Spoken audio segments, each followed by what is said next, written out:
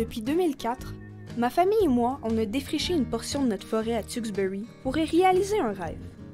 Celui de produire la majeure partie de la nourriture dont notre famille a besoin. Je m'appelle Atsaya, ce qui veut dire destin chanceux dans la langue maternelle de ma mère. À une époque où l'agriculture industrielle rime souvent avec destruction de la nature, je me trouve effectivement chanceuse de grandir dans un milieu de vie où je peux observer et participer à la production écologique d'une grande partie de la nourriture que je consomme. Je vous invite dans nos jardins afin de constater ce que l'on arrive à faire avec notre terre. J'espère simplement vous inspirer dans la continuité ou le démarrage de vos pratiques en matière d'autonomie alimentaire.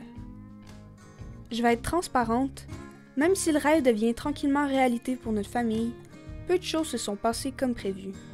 Certaines cultures se sont mises en place très rapidement et certains défis demeurent à relever. Par chance, on n'est pas seul dans notre réflexion, ni les seuls à passer à l'action. Je vais donc vous partager les rencontres significatives que j'ai faites pour tenter de répondre à mon questionnement. L'autonomie alimentaire, est-ce vraiment un projet possible ou est-ce un fantasme inatteignable? On va se le dire, les grandes entreprises agricoles qui fournissent nos supermarchés arrivent à livrer en quantité, mais le bilan des sols et de la nature en général donne à penser que pour tous nous nourrir de la terre, on doit en venir à la détruire. Un dilemme que l'on a exposé à Alain Olivier, professeur d'agroforesterie à l'Université Laval et responsable scientifique du 5e Congrès mondial d'agroforesterie qui s'est tenu à Québec à l'été 2022.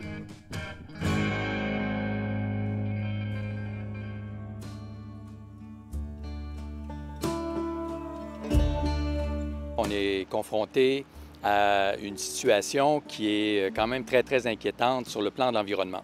Donc, notre environnement se dégrade. En agriculture, par exemple, nos sols subissent des érosions très importantes, leur santé diminue. On a aussi donc une biodiversité qui est fortement érodée. Puis, en même temps, on a beaucoup de gens qui souffrent de la faim.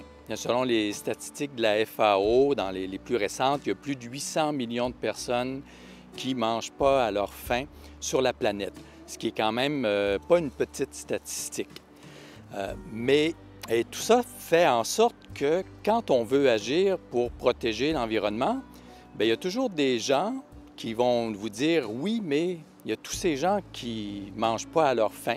Puis je pense que même on porte tous ça en nous, même le plus militant des écologistes, par exemple, va se dire « oui, il y a quand même ce problème-là ». Puis de l'autre côté, si on prend ça sous une autre lorgnette, c'est que si on nourrit tout le monde, bien, ça voudrait dire qu'il faut détruire la planète parce qu'on a besoin de défricher davantage. Puis il faut des engrais minéraux et des pesticides pour nous aider à produire pour tout le monde.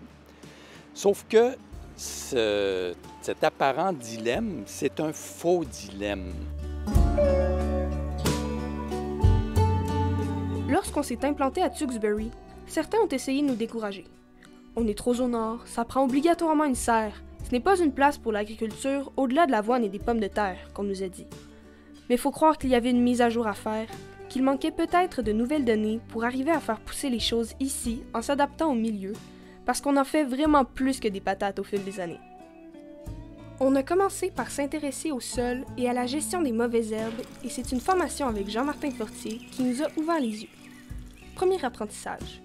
L'utilisation des toiles à ensilage. Ce sont des toiles résistantes qui permettent d'éviter d'avoir un sol à nu et à l'automne que les parcelles soient lessivées par la pluie et la neige qui font ensuite au printemps. C'est aussi grâce à ces toiles qu'on arrive à gagner de l'espace cultivable en privant du soleil les quantités incroyables de graines déjà présentes qui germent dans le sol aussitôt que les conditions sont là. Au printemps, le soleil plombe sur les toiles et ça démarre la vie dans les sols d'une manière très efficace. On gagne ainsi quelques jours de culture. Quand les toiles sont retirées, on met de la paille, des feuilles mortes ou du bois en copeaux au jardin pour conserver l'humidité, maximiser la vie des sols et prévenir la progression des mauvaises herbes. Deuxième apprentissage. On travaille le sol en respectant sa structure car il s'est bâti avec un ordre précis, avec des micro-organismes qui vivent et travaillent pour nous en surface et d'autres qui le font en profondeur. On aère donc le sol, on le décompacte, on le malaxe en surface, mais jamais on ne le retourne. On se retrouve avec un sol naturellement bien structuré et dont la fertilité ne vient pas exclusivement des engrais naturels qu'on y met, mais plutôt de la vie qui s'y active et qui le dynamise. Troisième apprentissage. Bâtir un milieu de vie productif en aliments est un projet que l'on doit dynamiser perpétuellement. Rêver à créer un système permanent est une pure lubie de l'esprit. Même chose pour ce qui est de tenter d'imiter la nature. Il n'y a rien de moins sauvage qu'un potager ou de grands espaces maraîchers, surtout en forêt. Si on laisse les choses aller, la canopée est de retour en peu de temps et le jardin devient chose du passé.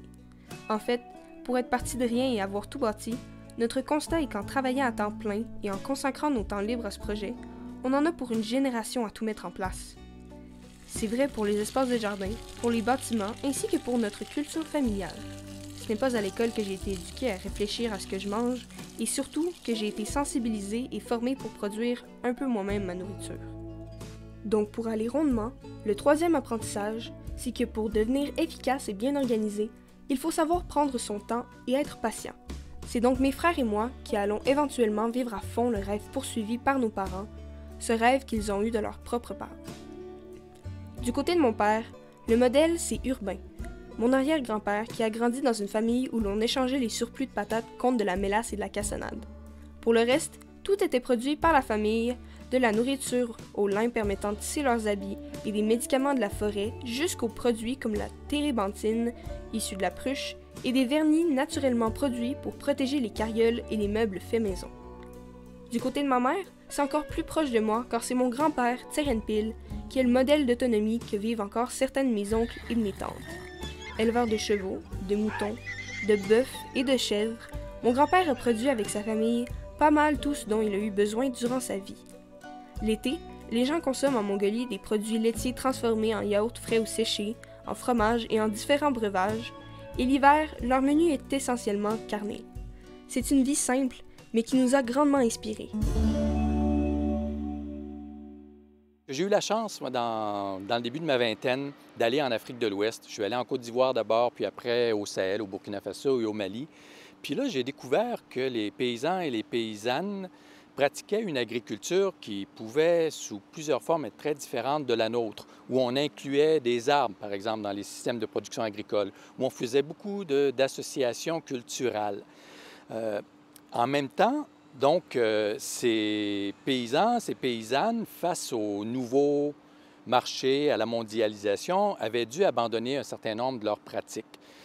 Et puis, ils se trouvaient confrontés à des problèmes auxquels on est confrontés nous aussi, donc dégradation des sols, érosion de la biodiversité, puis qui leur causaient beaucoup de problèmes. Donc moi, j'arrivais, jeune agronome de formation dans ces lieux, puis avec l'idée qu'on pouvait trouver une solution à leurs problèmes. Bon, j'étais tout plein de mes belles connaissances sur le progrès technique. Puis je disais, bon, bien, comme on le disait à peu près tous à l'époque, bon, il suffit de donner aux plantes ce qu'elles ont besoin, donc avec des engrais minéraux, des engrais azotés, un peu de phosphate. S'il manque d'eau, on va irriguer. On va trouver aussi des variétés qui sont améliorées génétiquement, donc qui vont mieux se comporter dans leur milieu. Puis, on va se débrouiller pour faire des nouveaux marchés aussi, pour qu'on puisse exporter.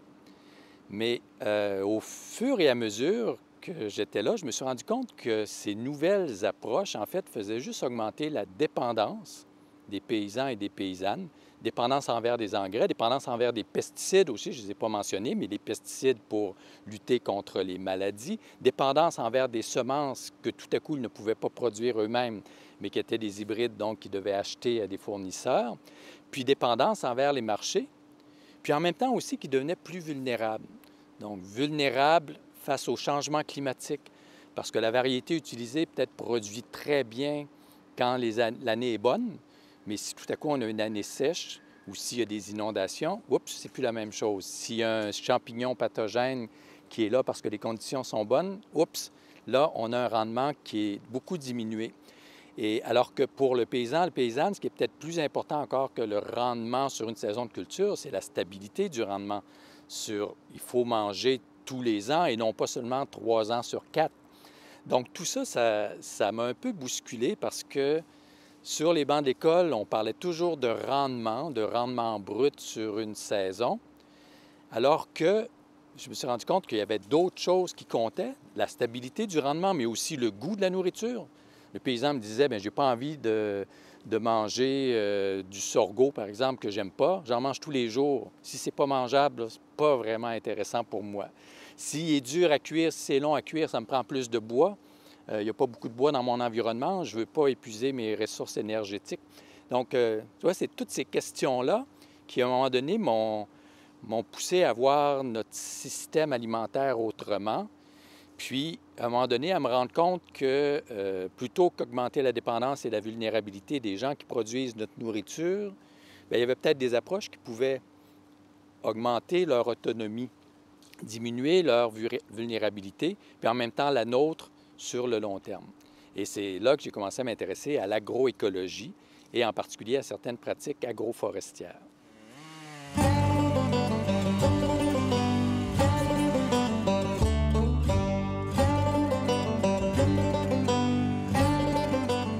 L'autonomie chez nous, à Tewksbury, ça commence par être arrivé à se construire avec notre propre bois, mais aussi à se chauffer tous les hivers depuis bientôt 20 ans sans affecter le capital forestier de notre lot boisé.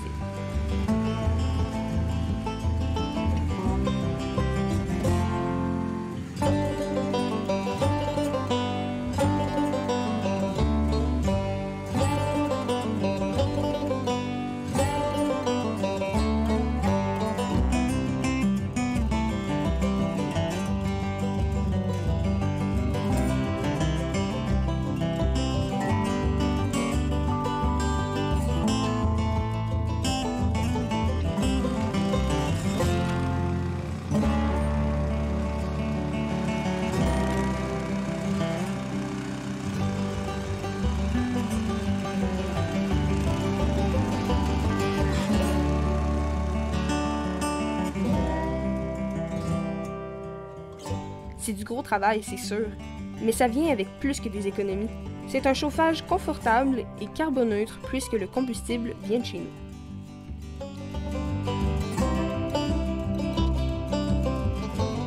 Côté nourriture, on a eu de beaux succès avec le camérisier. C'est productif et c'est facile à conserver. On a différents types de cerisiers et on plante d'autres trucs au travers en attendant que les fruitiers prennent tout l'espace. On a des cognaciers que l'on cultive pour la pectine de leurs fruits. C'est le secret d'une confiture qui tient bien. On fait aussi pousser du houblon, une plante magique avec laquelle on peut faire de la bière, mais aussi du levain et des boissons chaudes relaxantes. On fait aussi tout le sirop d'érable pour notre famille, ainsi qu'une douzaine de familles dans la région. Autrement, on s'en sort bien avec les patates. On en fait 7 variétés de toutes les couleurs, sans autre intrant que du fumier et de la matière organique prélevée sur notre site. Mais il faut savoir que ça prend pas mal de patates pour une famille de 5. On parle de 150 à 200 kg par année. Idem pour les tomates. De manière à être autonome en tomates pour 1 an, on plante de 75 à 100 plants en champ. On arrive aussi à produire des baies d'argousier qui est très acidulé et qui peut remplacer le citron ou d'autres agrumes si on le sucre un peu. C'est un arbuste qui fixe l'azote dans le sol. On en a mis en haut de nos espaces maraîchers dans cet esprit et on en tire plusieurs kilos de fruits par année. On en fait des desserts glacés comme du sorbet, des confitures et des chutneys. Côté protéines animales, c'est plus mon jeune frère qui mène la barque depuis un moment. Il collabore activement à notre production de poulet et d'œufs pour l'année et c'est en train de devenir pour lui une vocation car il s'intéresse vraiment au métier d'agronome. Bien sûr, élever des animaux, ça vient avec une réflexion sur la mort. Je peux pas dire que je tripe sur cette dimension, mais je réalise que bien des gens autour de moi qui ne sont pas impliqués dans une telle production ont une distance avec l'élevage des animaux qui les amène à avoir des drôles de perceptions. Si on mange la viande, il faut au minimum arriver à penser que quelqu'un doive non seulement nourrir et soigner l'animal, mais aussi lui donner la mort. Ça pousse à méditer un peu, car c'est pas mal la seule vérité qui nous occupe. On va tous finir par mourir un jour.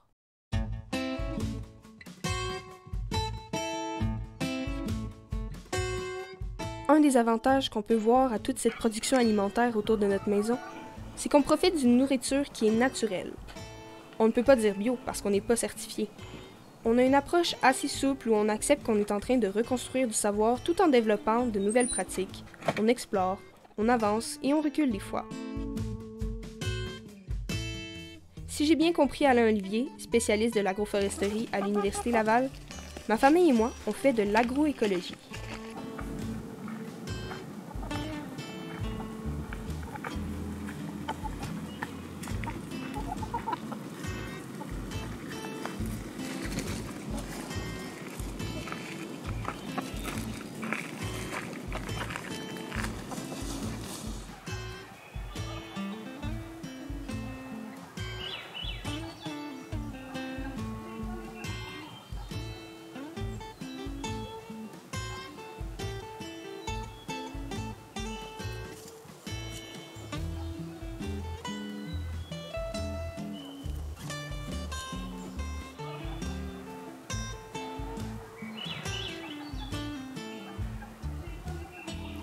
L'agroécologie, c'est quoi? Non? C'est une première question qu'on peut se poser. Bon, le terme est assez explicite, hein? On voit bien que c'est la rencontre de l'agriculture et de l'écologie.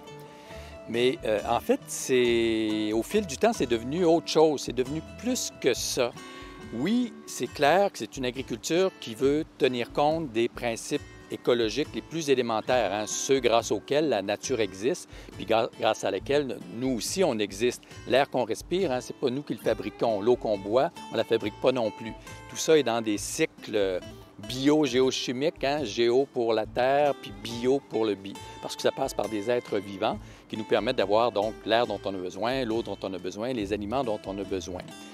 Mais il y a tout ça donc en agroécologie, mais très vite, les artisans de l'agroécologie se sont rendus compte que si on ne tient pas compte de tout ce qui se passe en amont de la production et ce qui se passe en aval, bien, on ne comprendra pas ce qui se passe dans un champ. L'agriculteur, l'agricultrice qui produit des aliments, bien, va peut-être utiliser telle variété parce que c'est pour telle ou telle raison, parce que c'est ce qu'on lui fournit. Il va utiliser des engrais ou des pesticides parce qu'il se trouve dans un système où il faut les utiliser, parce que sur le marché, on demande des tomates, par exemple, qui sont rondes et rouges, qui se conservent pendant un certain temps. Donc, oui, il fait des choix, mais en fonction de tout un ensemble. Et donc, on ne peut pas isoler ce qu'on fait sur une parcelle de tout l'ensemble extérieur, ce qui fait que en agroécologie, très vite, on s'est intéressé à ce qui se passe sur la parcelle. À un moment donné, on s'est dit, bien, il faut regarder la ferme dans son entier, mais on ne fait pas juste mettre les mains dans la terre. Là, il faut regarder un peu plus vaste. Il faut regarder le territoire, il faut regarder le système dans son entier. Donc, moi, j'aime bien dire, par exemple, qu'en agroécologie, on a les mains dans la terre, comme je disais, mais on a aussi les yeux sur notre communauté, puis les yeux sur le territoire, parce que les choix qu'on fait en matière d'agriculture, mais vont avoir évidemment un impact sur l'occupation de notre territoire, par exemple. Si on a seulement des fermes qui font des milliers d'hectares, bien, on n'occupera pas notre territoire de la même façon que si on a des plus petites fermes, ce qui voudra dire qu'on aura moins de familles, moins d'enfants, donc peut-être pas d'école dans le village, peut-être pas d'épicerie, puis même pas de dépanneur, par exemple. Donc, en agroécologie, on va essayer de s'intéresser à tout ça.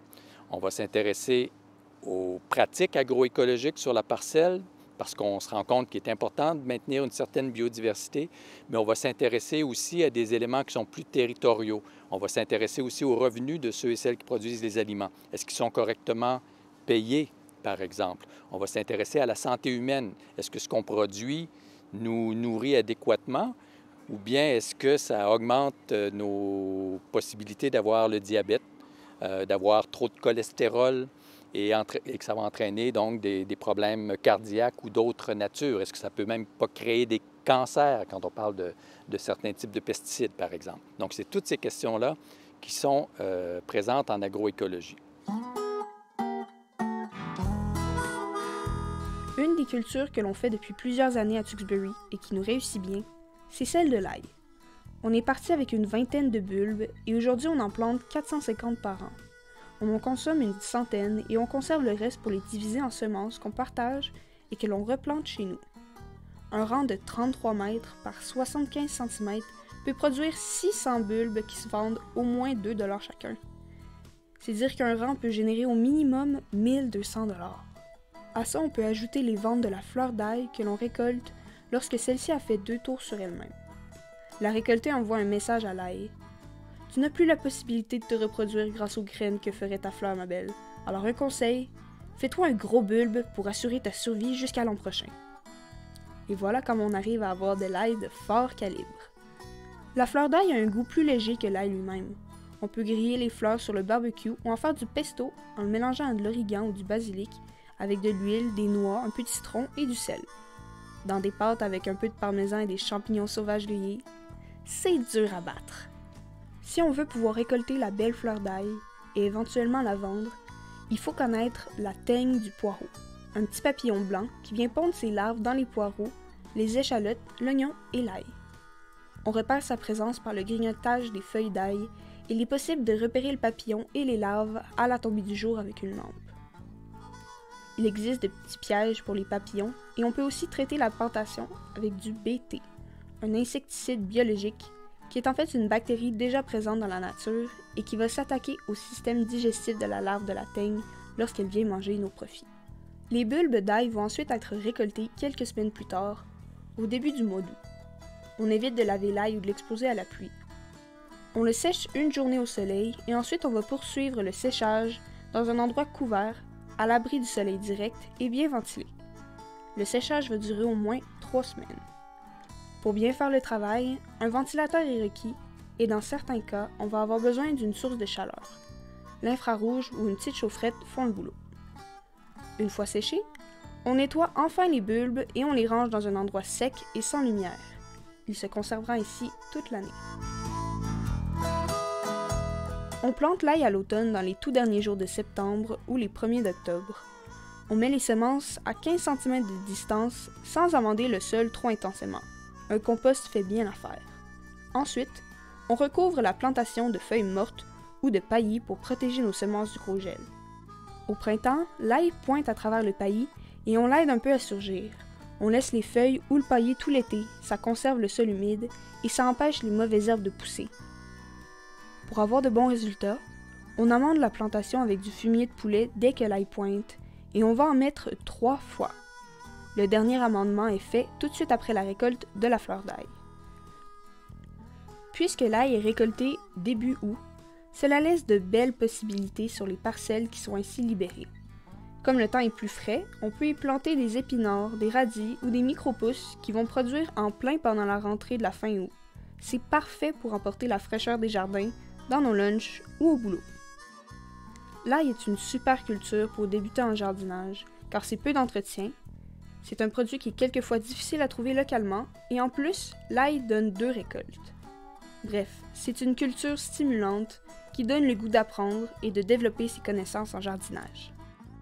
Il faut savoir rester ouvert car chaque variété d'ail a ses particularités et chaque milieu est différent. C'est ce qui fait que chaque personne qui cultive la terre fait avancer le savoir à sa manière.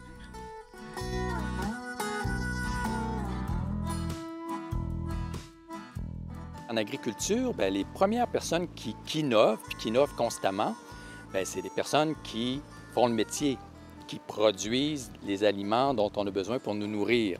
Puis ça, c'est vrai depuis des siècles. Puis on a beau penser le contraire, les agriculteurs, les agricultrices innovent constamment, ils l'ont toujours fait. Il y a des nouvelles cultures qui sont intéressantes, vous pouvez être sûr qu'ils vont être là. Il y a une nouvelle machinerie, un nouvel équipement, ils vont l'adapter, ils vont même le modifier, puis après, des entreprises vont aller chercher le fruit même de leur travail. Donc, ce que je veux souligner ici, c'est qu'au fil du temps, je me suis rendu compte que c'était pas le savoir, appelons-le le savoir paysan ou le savoir local, qui devait se greffer au savoir scientifique, mais que c'était l'inverse, c'est-à-dire que le savoir scientifique puis le savoir technique, il doit venir en appui à un savoir de base qui est déjà là, qui est ce savoir agricole ou ce savoir paysan, ce savoir des gens qui produisent la nourriture.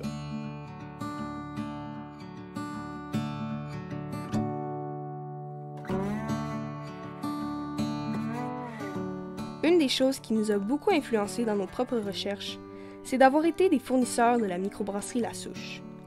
Ça nous a permis de découvrir beaucoup de fleurs et de pousses que l'on a récoltées pour eux afin d'aromatiser leurs bières. Des bières au pissenlit, à la pousse d'épinette ou à la verge d'or. Des goûts qui nous ont fait réaliser que même sans la cultiver, la forêt est déjà pleine de trésors.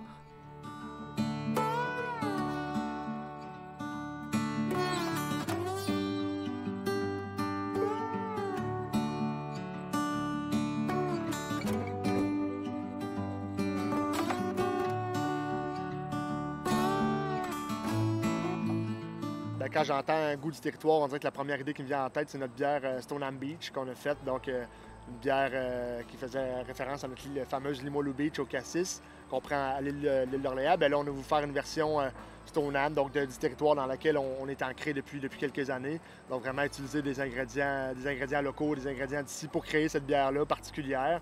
Je pense que ça a eu une belle réponse auprès de la communauté des gens ici. Puis après ça, je pense à notre cabane à sucre qui est juste derrière moi, dans le fond, qu'on transforme l'eau d'érable du territoire. Je pense à notre gros jardin qu'on a, toute la cuisine, à quel point ils sont fiers de pouvoir créer des mets, créer des plats avec nos propres ingrédients. Puis tu sais, nous, on rêve à la brasserie de pouvoir avoir assez de houblon, assez de petits fruits, assez d'aromates de la forêt ici pour pouvoir créer encore plus de bière. Donc, c'est quelque chose qui est super stimulant. Là, chaque fois qu'on utilise un ingrédient de la place, un ingrédient local, on dirait que c'est une journée de brassage qui est différente, qui est un peu plus fun. Tu sais, de savoir qui l'a cueilli, de où ça vient, c'est toujours un peu plus stimulant. Donc, il y a toujours un plus grand respect quand on brasse ces bières-là. Avec ma belle famille qui vient de la Beauce, donc des fois, on va aller recueillir des framboises, des fraises sauvages. Donc, c'est tout le temps des activités le fun. Moi, c'est comme, on dirait que ça sort un peu, c'est comme un peu impromptu. On s'attend pas à ça, tu trouves ça, puis là, tu passes comme des heures à juste être attentif, à prendre le temps de bien récolter. Je pense que ça amène encore plus un respect à quand nous, on utilise ces produits-là en plus grande quantité dans nos bières. Mais quand on parle de grande quantité, c'est quand même encore artisanal. Fait que de le faire moi-même, ça me fait juste respecter encore plus nos partenaires comme Forêt Vive qui le font pour nous puis qui prennent le temps de bien récolter les produits ou les autres petits fruits qu'on peut utiliser un peu partout au Québec. En utilisant des ingrédients dans le fond de la forêt québécoise, bien, je pense que ça a ouvert des nouvelles portes, ça a ouvert des nouveaux horizons. En fait, c'est difficile de définir c'est quoi le style de bière québécois. On sait c'est quoi une bière allemande, on sait un peu plus c'est quoi une bière, mettons, de la République tchèque. Une bière québécoise, je pense que l'utilisation de petits fruits, l'utilisation d'ingrédients locaux nous démarque. C'est pas nécessairement quelque chose qu'on voit autant là, sur la scène internationale. On n'est pas les premiers à avoir fait des bières aux fruits, mais des bières avec des fruits vraiment de notre forêt, avec des ingrédients particuliers de la forêt. Ça, je pense que c'est pas quelque chose qu'on voit nécessairement partout à travers le monde. Donc ça, je pense que c'est quelque chose justement qui est la petite touche québécoise, là, puis que j'espère qu'on va pouvoir continuer de pousser encore plus loin. Je pense que ça se démarque même sur la scène internationale. On a gagné un prix international avec notre tordeuse impériale, une Black IPA à l'épinette. Moi, personnellement, c'est une des bières préférées qu'on fait ici à la souche. Ça, on fait aussi une version plus légère, la tordeuse. Donc, puis je pense que l'équipe de brasseurs serait d'accord de dire que toutes les bières qu'on fait avec des aromates de la forêt, bien, ils ont tout un petit quelque chose de spécial. Puis on est comme tout le temps un peu plus fiers, on a tout le temps un peu plus hâte de débrasser que nos bières régulières, qui sont super le fun aussi, mais qui sont, disons, un peu plus classiques versus quand on utilise des ingrédients locaux. C'est tout le temps un petit oomph à notre journée de brassage qui est vraiment cool.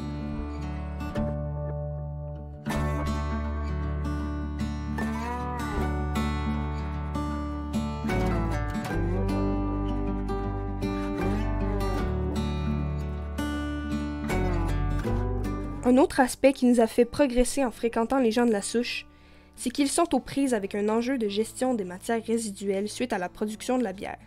Une situation que l'on tente de faire progresser avec eux afin de faire passer la situation du statut de problème à celui de solution gagnante. En gros, nous, ce qu'on fait pour faire une bière, c'est qu'on va concasser du grain qui est majoritairement de l'orge. On fait une espèce de gros griot avec pour extraire les sucres, les couleurs, les saveurs, les enzymes qu'on a besoin. Puis, on va rincer cette espèce de griot-là, on va enlever l'eau au maximum, puis c'est ça qu'on va prendre après pour faire la bière. Mais ce qui reste, c'est le résidu de céréales, on l'appelle la drèche.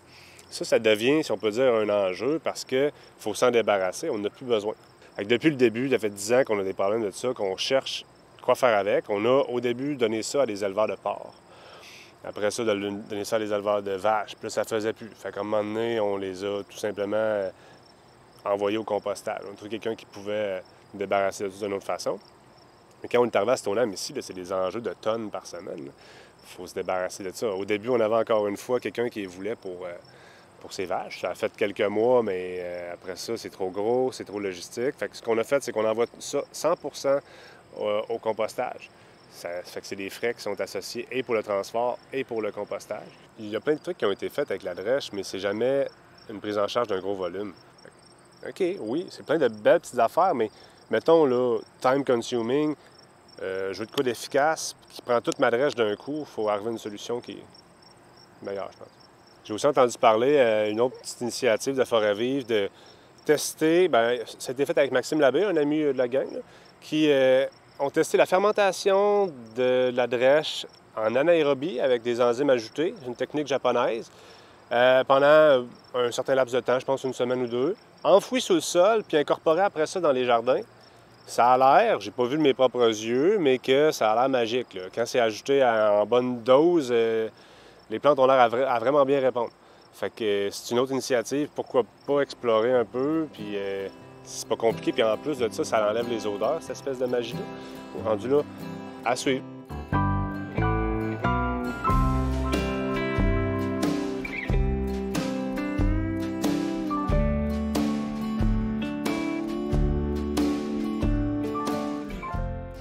Aujourd'hui, je suis venu constater les résultats de l'expérience qu'on avait faite avec Forêt Vive. Une expérience qu'on avait faite sur les drèches des microbrasseries. Donc, on avait fait une expérience qui s'appelle le bokashi. Bokashi, en fait, c'est un mélange de différentes bactéries, 5 bactéries, qui a été inventé par un chercheur japonais dans les années 80. Donc, ce qu'on a fait, nous, on a commandé ce mélange-là de bactéries. On l'a commandé de la Colombie-Britannique. On a reçu le produit au début de l'été.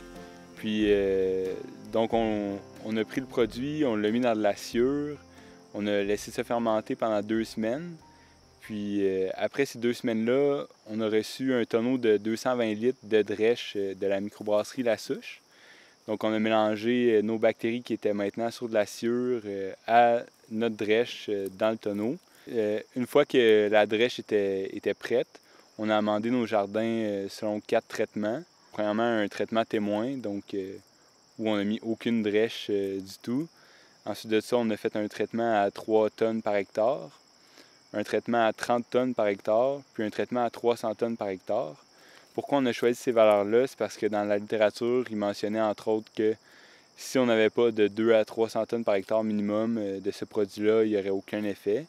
Donc ça, c'est notre valeur maximale. Puis ensuite, on a fait des déclinaisons, là, 10 fois moins, puis 100 fois moins que cette valeur-là.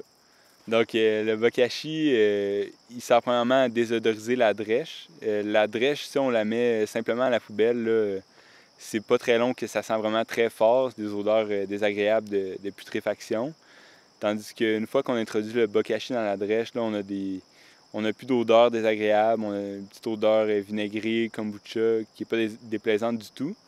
Ensuite de ça, on a décidé de faire le bokashi aussi parce que c'est un engrais intéressant, c'est une belle façon de réutiliser la drèche de microbrasserie au jardin. Quand j'ai regardé les 4 parcelles tout à l'heure, j'ai remarqué la parcelle à 300 tonnes par hectare. J'ai vraiment vu des résultats exceptionnels. On a des plants en fructification, on a déjà même récolté des fruits dessus. Donc, il semble clair que la dose la plus intéressante à utiliser dans le cadre de notre expérience, c'est 300 tonnes à hectare, en raison notamment de la hâtivité puis de la qualité des plants qu'on a obtenus.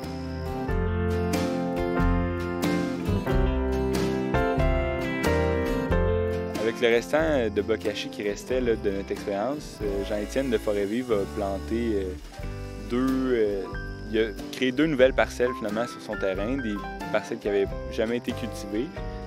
Une parcelle de maïs sucré puis une parcelle de citrouille, puis qui a planté au même moment. Puis encore une fois, un mois et demi plus tard, on a des résultats assez impressionnants là, pour ces 2 cultures-là. Notamment, ces plants de citrouille là, sont devenus aussi gros, sinon plus gros que les plants de courge qu'ils avaient plantés au début de l'été. Ça, c'est vraiment un résultat assez impressionnant là, de voir qu'on peut accélérer la croissance des plantes, peut-être même avoir 2 récoltes là, pour des plantes à culture longue là, dans la même saison.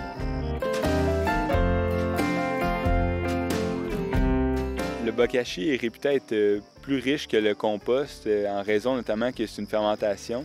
Ça veut dire qu'il n'y a pas beaucoup de pertes d'éléments au moment de son élaboration à comparer au compost où on a des pertes gazeuses, des pertes par lessivage. Moi, j'étais un petit peu sceptique là, par rapport à la richesse là, du bokashi, à savoir si c'était vraiment un engrais complet ou vraiment plus performant que le compost. Toutes nos parcelles ont été plantées avec un broyat forestier, c'est-à-dire une forme de BRF avec du fumier animal. Donc on voyait encore des gros morceaux de bois peu décomposés, puis on peut voir aussi dans la parcelle témoin là, que les résultats sont assez probants dans le sens où on voit que c'est un substrat qui est assez pauvre, peu riche. Puis on voit vraiment que le bokashi, on n'observe aucune carence ni même aucune maladie là, dans les plants qui ont reçu une dose adéquate. Puis ça, c'est assez impressionnant, considérant qu'habituellement, un compost conventionnel a une action assez lente. Là, c'est pas comme ajouter un engrais chimique. Là, on voit la réaction beaucoup plus tard. Puis même à ça, il y a les composts peuvent être assez pauvres là, aussi en azote puis tout ça. Donc on voit vraiment la différence là, que le bokashi est plus riche, mieux adapté à la croissance des plantes qu'un compost. Là.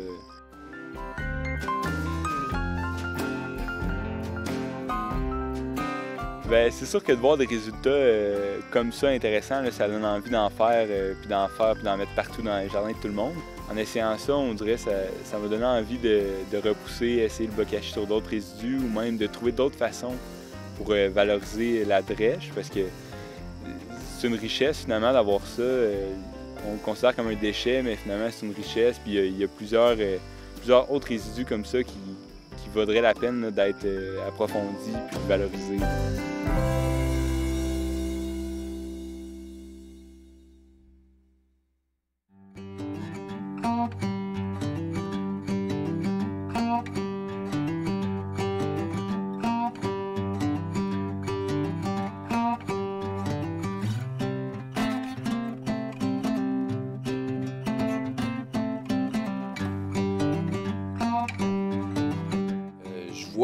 Au cours des dernières années, toutes sortes de choses qui sont vraiment stimulantes puis qui me rendent optimiste pour le futur. Je ne sais pas si tout le monde s'en est bien rendu compte, mais au cours de la dernière année, par exemple, pour la première fois au Québec, on a vu le nombre de fermes augmenter, alors que depuis des décennies, le nombre de fermes n'arrêtait pas de décroître. Donc, ça veut dire que plus de nouvelles fermes qui ont été créées que de fermes qui ont dû fermer leurs portes. Et ça, pour moi, c'est encourageant parce que les gens qui lancent des nouvelles fermes bien, le font généralement dans un esprit qui est assez différent de celui de leurs prédécesseurs. Ce qui ne veut pas dire que leurs prédécesseurs avaient tout faux. Là, hein? On fait ce qu'on peut dans le contexte où on le fait. Puis, je le dis moi-même, j'y ai cru aussi au progrès technique. Puis, je pense que le progrès technique peut encore nous apporter plein de bonnes choses, y compris en agroécologie. Sauf que il faut peut-être choisir vers où on va aller le progrès. Si le progrès ne permet pas de conserver nos sols et de conserver notre biodiversité, c'est peut-être pas le type de progrès dont on a besoin. Toujours est-il donc que plein de gens font maintenant de l'agriculture soutenue par la communauté. Il y a des paniers. Ils vont faire de l'agriculture biologique, qu'elle soit certifiée ou non, avec des approches agroécologiques. Et donc, c'est jeune, parce que c'est souvent des jeunes, des fois des moins jeunes un peu, mais ils vont vraiment innover dans leur pratique, puis finir par nous montrer que c'est possible d'avoir des bons rendements, d'avoir aussi une entrée d'argent suffisante pour subvenir à nos besoins, avec des pratiques qui ne sont pas celles de l'agriculture industrielle ou qui ne sont pas celles de l'agriculture qui utilise des pesticides, qui utilise beaucoup d'engrais azotés qui coûtent d'ailleurs très cher en énergie, etc. Ce genre de choses. Donc, si je dois résumer, oui, je suis très enthousiaste pour l'avenir. On ne le voit peut-être pas beaucoup dans notre environnement quand on ne sort pas trop, mais quand on commence à aller dans les campagnes, on va dans les petits marchés publics, mais on se rend compte finalement qu'il y a de plus en plus d'artisans dans le groupe des fermiers et fermières de famille, par exemple. Dans ce regroupement-là, bien, il y a plein d'initiatives extraordinaires là, qui se passent.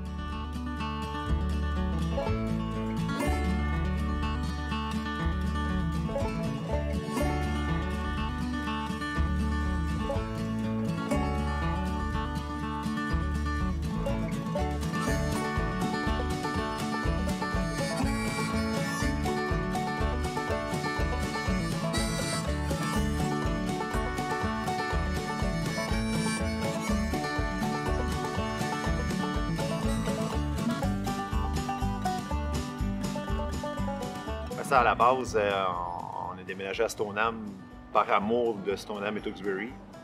Puis après ça, par la suite, on avait établi des critères, dans le fond, pour une recherche de terrain.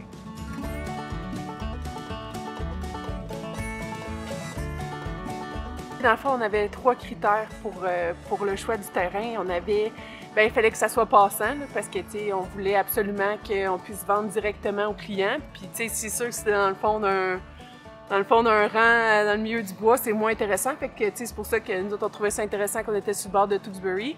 Puis après ça, il y avait l'eau. Ça prenait de l'eau pour pouvoir arroser, irriguer, pour s'assurer que tout pousse conformément. Puis, c'est pas drôle, j'ai un blanc. Le troisième? Ah oui, il fallait que ça soit plat. C'est ça, exactement. Ça prend une terre cultivable, dans le fond. Là. Fait qu'on pouvait pas prendre un cap de roche. Tu sais, il fallait quelque chose là, qui soit cultivable puis qu'on puisse organiser, même si c'était plein de roches, des arbres, puis tout un peu... Ça, je pense, ça a été le plus gros défi dans la recherche. Là. Trouver une terre arable, cultivable dans la région, c'est quand même pas le plus évident. Non. On trouve qu'on a été un peu chanceux. Ça a été une chance, dans le fond, on a trouvé ça ici. Puis que c'était à vendre quand nous, on cherchait, Ouais, puis que c'est timing. comme... ouais, c'est ça. Timing is everything.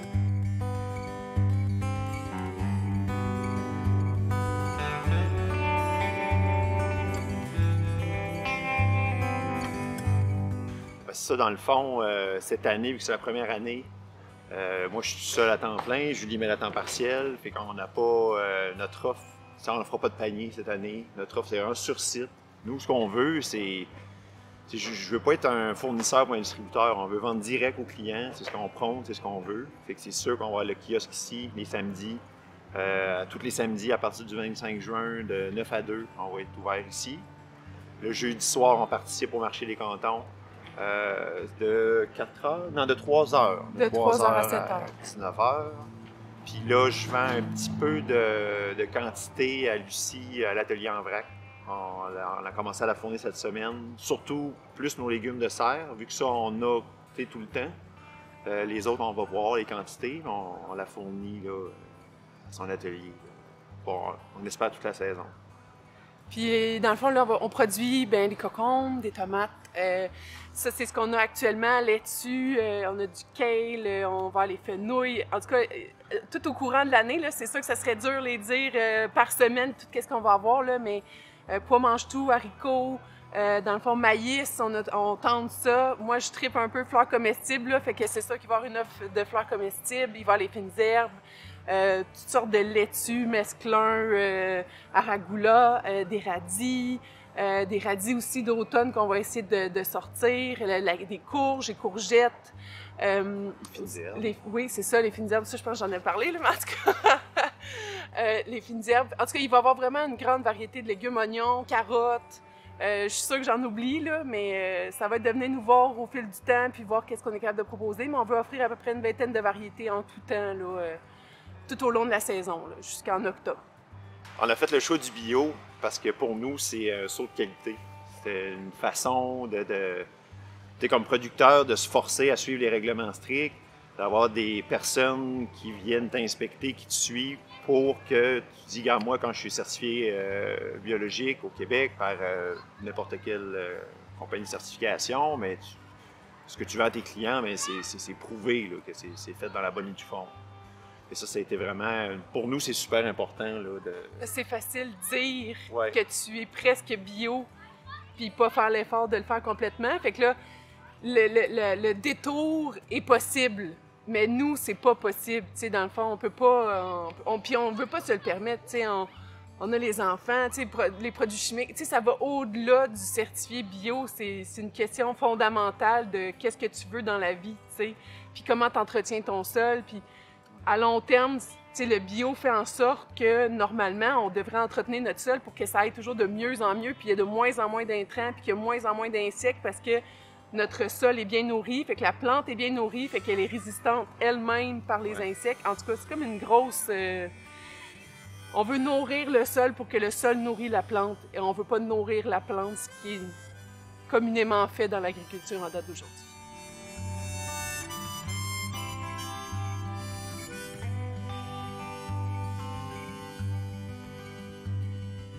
C'est que dans le fond, j'ai comme deux rêves.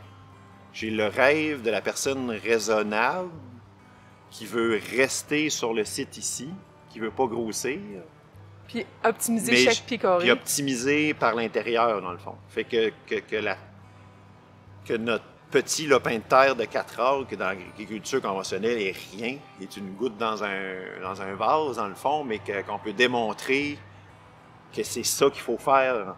Finalement, il faut arrêter d'avoir des 400, 1500 acres de terre avec des tracteurs affinés qui compactent le sol, qui détruit la biologie du sol, puis qu'on réalise que c'est ça qu'il faut faire dans notre avenir là, pour tout le monde. Et qu'on soit plein de petits agriculteurs au lieu d'avoir des grosses machineries. Puis mon deuxième rêve, c'est qu'on deviendrait... c'est ça, ça dépend des enfants, dans le fond. Si les enfants veulent embarquer avec nous, moi, j'aimerais avoir ici, mais j'aimerais aussi amener... Il manque des éléments dans le circuit, dans le fond. Dans la permaculture. Dans la permaculture. Fait que moi, j'aimerais avoir un autre site de pâture. On aurait des animaux là-dessus. J'aurais des places à compostage. J'ai d'autres idées dans le bokashi, de recycler des intrants, des déchets des autres. Puis qu'on grossirait, on aurait des multisites, dans le fond. On ferait du multisite. Puis là, on ferait cette roue-là complète. Là, essayer de... Comme, tu sais, mettons, tout ce qui est légumes qu'on n'utilise pas, que ce soit les animaux qui le consomment, qu'après ça, qu'on puisse, avec les rejets des animaux, qu'on puisse composter pour pouvoir nourrir notre sol ici. Tu sais, vraiment faire la roue. Parce que là, ici, on peut faire qu'une partie de la roue parce qu'on n'a pas les autorisations puis on n'a pas la superficie pour le faire. Fait que ça serait... Tu sais, ultimement, tu dis le grand rêve, c'est de faire la roue, tu sais. Mais on peut pas le faire à deux. C'est trop. C'est trop demandant, c'est trop... Je dis pas qu'on fera pas un partenariat, là, tu sais, mais...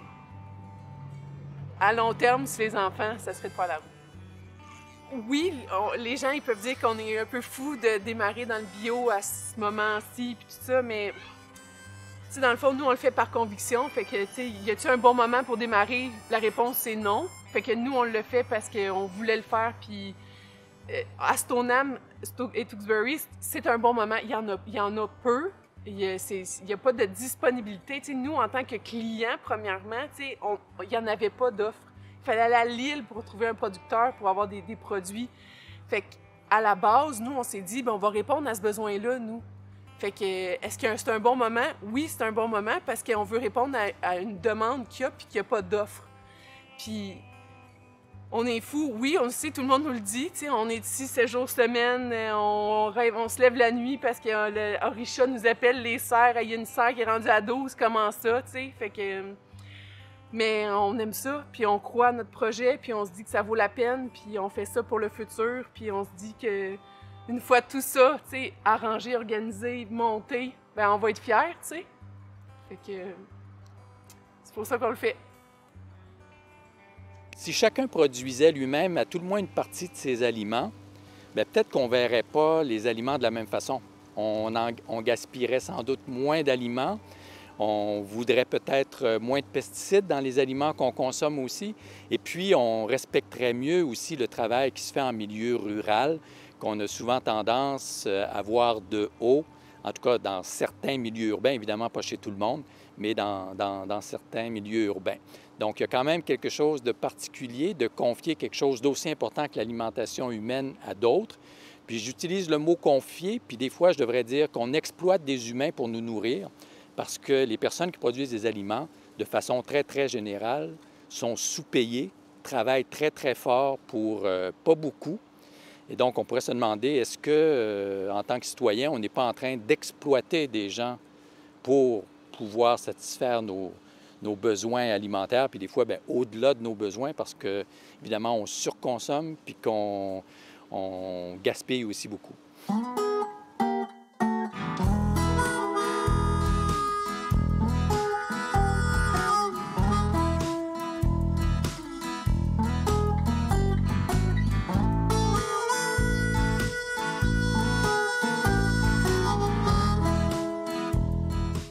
Les mots que je retiens au terme de toutes ces rencontres et ces réflexions, ce sont les mots écologie, détermination et gourmandise.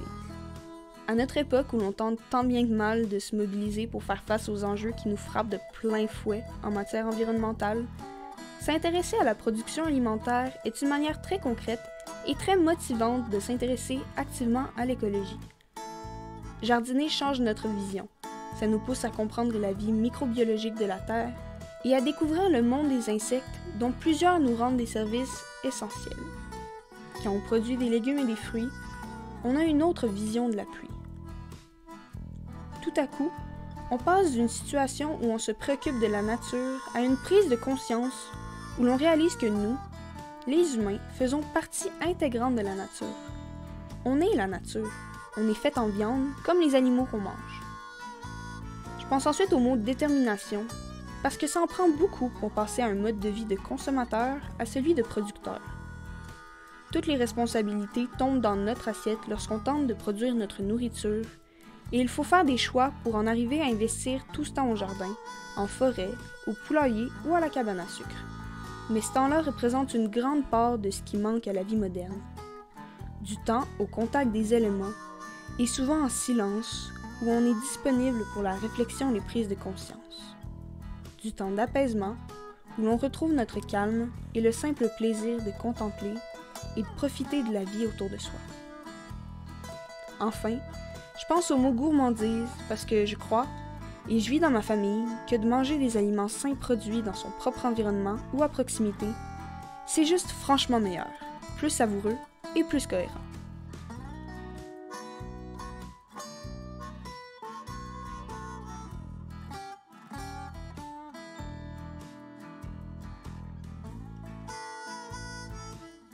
Est-ce qu'on sera forcé de jardiner davantage par nécessité économique, ou est-ce que l'engouement que l'on sent présentement pour le manger local va durer et se structurer? Je le sais pas, mais j'ai une petite voix dans ma tête qui me dit que l'essentiel est là. Il faut se préoccuper de la provenance de nos aliments et commencer à penser, comme l'a souligné Alain Olivier, que ça n'a pas beaucoup de sens de croire qu'un système basé sur l'exploitation des ouvriers agricoles ailleurs dans le monde ou chez nous va perdurer dans le temps dans notre meilleur intérêt, tout en laissant des millions de personnes vivre avec la faim.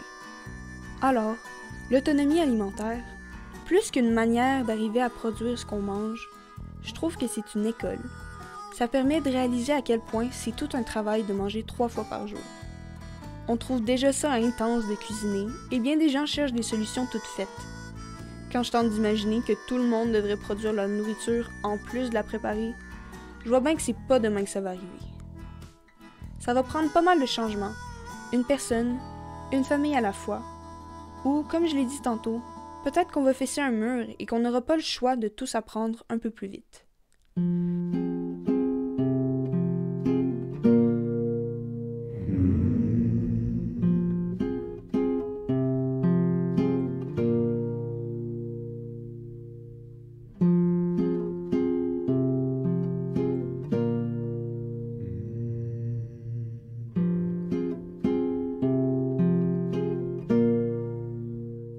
J'ai pas de boule de cristal pour prédire l'avenir, mais les dernières années qui viennent de passer m'ont déjà enseigné que notre routine peut rapidement se trouver chamboulée, et pas rien qu'à peu près. On a la chance d'habiter une MRC qui regorge de ressources et plusieurs avenues qui n'ont pas encore été explorées en matière d'autonomie alimentaire. Je fais aujourd'hui le vœu qu'on arrive dans le futur à devenir un véritable milieu de vie, pas juste un endroit où aller dormir, mais une région qui arrive à se nourrir, et pourquoi pas, à nourrir un peu nos voisins dans la capitale et toucher au véritable sens de l'expression qui désigne tout le nord de la ville de Québec, celle de l'arrière-pays. Une expression qui, normalement, désigne le grenier alimentaire d'une région.